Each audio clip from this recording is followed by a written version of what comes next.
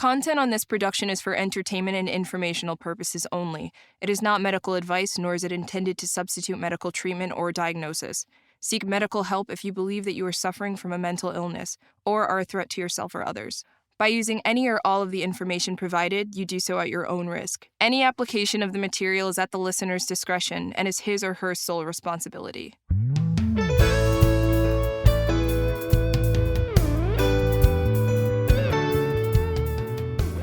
All right, we are back here on DocX DX, where we talk about the diagnosis, and we have Elysia, and hopefully you have listened to her interview on our regular podcast, Doc Talks. And so now we're going to get into the nitty-gritty of what kind of issue, mental health-wise, that you may be dealing with. You did mention that you are seeing a therapist currently. What kind of diagnosis has been thrown at you? She has theorized on anxiety, a little bit of depression, but then she kind of keeps bringing up maybe a low level somewhere on the spectrum of bipolar disorder, which wouldn't be crazy because there are multiple people in my family who have that. There's a lot of depression in my family, alcoholism, that whole mess of good stuff from repressed white people in the country. Yeah, there is a wide range when it gets to bipolar depression. Typically, in the past, it was called manic depression. And so, able to get into that qualifying on the DSM, there has to be some manic level. Did you ever get to a point of where you just, I don't want to say go crazy, but where you were, on shopping sprees and very irresponsible with money and that kind of thing? I wouldn't say I have been manic in that type of way, but there's definitely there's a clear wave that kind of takes place throughout the things that I do. Because if we're thinking back to when I just got separated, or when I just got my apartment by myself, I was obsessively buying stuff for the apartment, building it, forgetting to eat and sleep, and just balls to the wall, doing only that, obsessing over it until it was done. And if I don't have anything, then I can definitely very easily fall into a very sad little slump, and then, get tempted by self-medicating and, drinking too much. So there are definitely clear highs and lows in my memory, but there was never anything where I felt like I was out of control. Right. As I mentioned between our break here, that you would be a tough cookie to diagnose, because I personally don't think I would agree with the bipolar disorder. I don't think, let me add this disclaimer. We've talked now for an hour? And so I'm supposed to give you some kind of diagnosis, which is very difficult to do. Typically, you would meet with a client 3 or 4 times before you would get to a diagnosis. But a lot of times when clients come to us, they've seen a psychiatrist, and so that diagnosis has been brought over. But I think if I had to, for lack of a better term, if I had to pigeonhole you into a diagnosis that fit, I would first of all look at a little bit of OCD, in that you need to have control over your world, that while you're still want everybody else to be happy, you've got to be in control of them being happy. Does that make sense? Yeah, it does. Okay, so we could kind of pigeonhole just a little bit into OCD. But I think the majority of your high and low of depression comes from complex post-traumatic stress disorder. Now, the difference between post-traumatic stress disorder, which when we think of that, we think about veterans. That's the first thing that comes to our minds. We think about survivors of 9/11 being here in New York. We think about that. And then, there's contact, non-contact PTSD, where theoretically I could have PTSD from watching some major traumatic event take place, or I could be in the midst of it and have the contact PTSD where I was there, I was in it. What complex PTSD is, that the stressor, the traumatic stressor, happened over a period of time. It wasn't just one thing. So, in your childhood of being in a very strong, conservative, legalistic, religious home, made you feel like you weren't good enough. You were never good enough. And probably, if I had to guess, that you would never be good enough. That you would never be able to get to a point to say, okay, this is who I am, and I don't care what anybody else thinks because I'm good enough just as I am. Is that a fair? Yeah. I do want to clarify though that my parents were super loving and supportive. They just, I was just stunted as far as expressing myself in ways that God wouldn't approve of went. Sure. So, and I'm glad that you said that because I'm painting a very negative picture here of Right. childhood, but it's more so in that these are the set of rules, and for lack of a better term, if you don't follow these rules, you're going to hell, and that's the end. Right. That's and that's kind of what follows along in that pattern of never being good enough because I have these desires to do these things like, not a good term, but normal kids. I want to do what the others do. I want to fit in. And because you couldn't, you then suffered from this stressor, this trauma of not being like everyone else, not being able to go to the parties or having the sleepovers or whatever the case may be.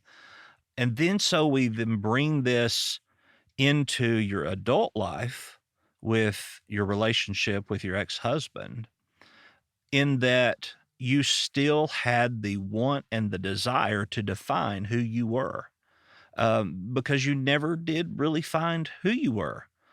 Now, we talked about in the first episode you playing this character and how this character in this play kind of, we had this epiphany in the first podcast that, hey, this character really was a lot of who you are, in that time frame of your life.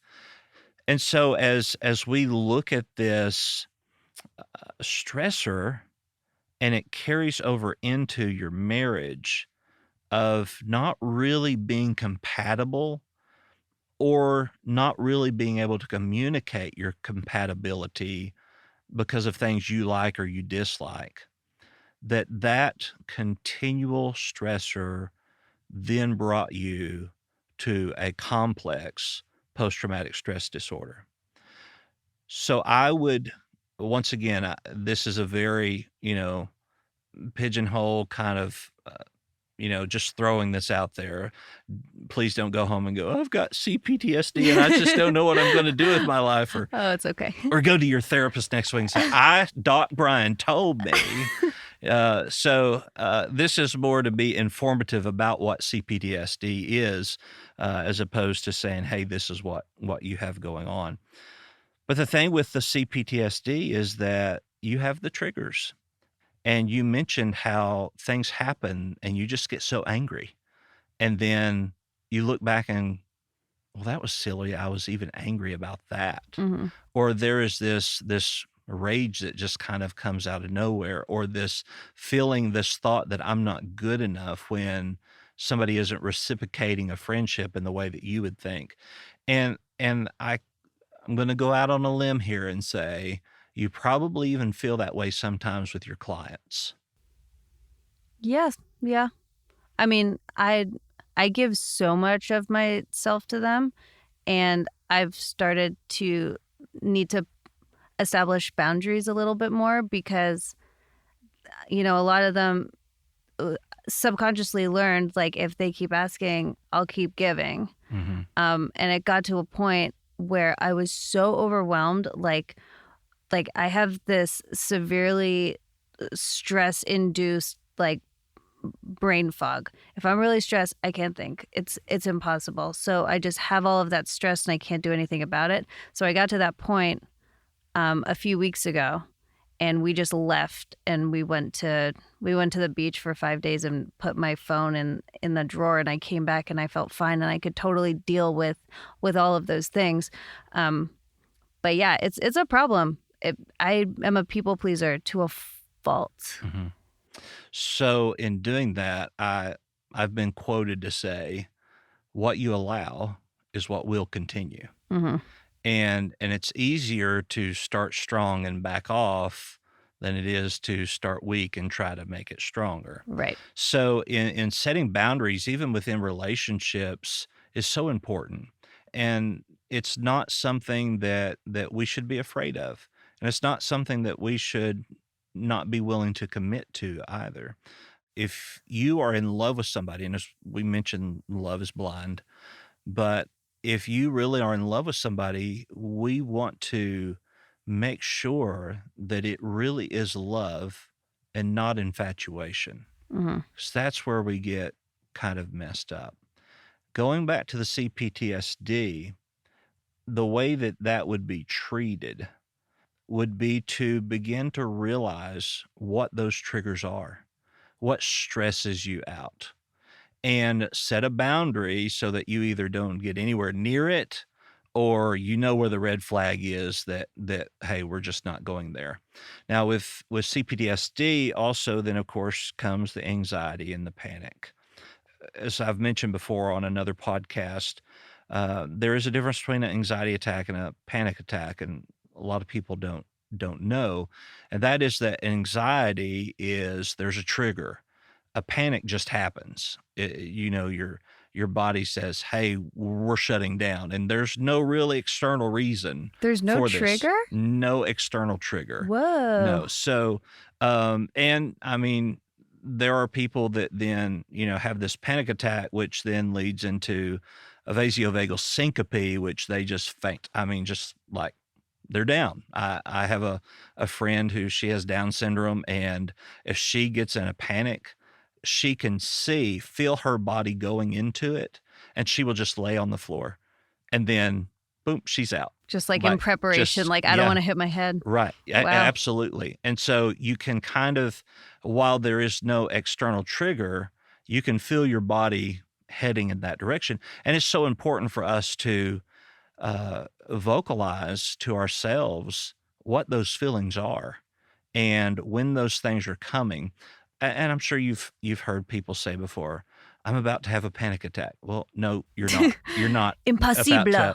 You are about to have an anxiety attack. And so what happens though is that most of the time in those situations, people say, "Well, I'm about to have an anxiety attack." Well, that's not helping your anxiety. It's that's probably not going to make the situation better. It's kind of like telling a woman who is very angry to just calm down. So there are good luck sewing your face back on after that. Exactly. So in the same way of with CPTSD or PTSD, we see these triggers, and they can even be found in our relationships. You mentioned about your ex-husband, how at points and times it felt more of a parent-child relationship than it did a marriage. And there probably were, if you look back, certain phrases or words that he used that took you back to your childhood. I mean, probably. I couldn't pick them off the top of my head right now. Right. But it was also like, it was a tone thing. It was like this holier than thou condescending tone. And he didn't realize he was doing it. He actually legitimately felt like he needed to explain me to me. Mm-hmm. And I have a big problem like that, or with that. I mean, well, I'm sorry for trying to explain you to you. Oh, no. You are allowed. Okay. You are allowed. He was trying to rationalize why I wasn't happy. Gotcha. So he was just talking in circles about me, to me, trying to figure it out himself. So I don't fault him for that. But in the, like, even in the beginning, he definitely, whenever he shut me down, whenever he made it seem like if something I was excited about, or, just like with my parents, if I had an emotion that he thought was silly, I swallowed it. Mm-hmm. So I just stopped sharing things like that with him because they would be stupid.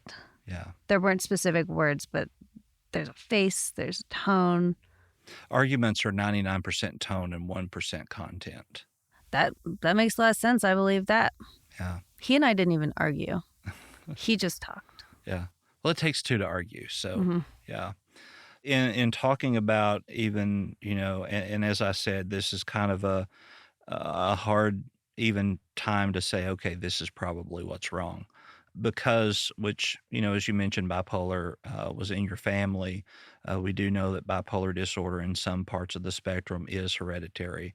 And so in CPTSD or even PTSD, the way that it would be treated would depend on the severity of it, whether you would treat it with medicine in conjunction with psychotherapy, which is talk therapy, or EMDR is kind of something that is coming on the scene. I don't know if you know what EMDR. Yeah, my therapist told me Okay. about that. Yeah. Did she suggest that you try it? Yes, but for something else. Okay.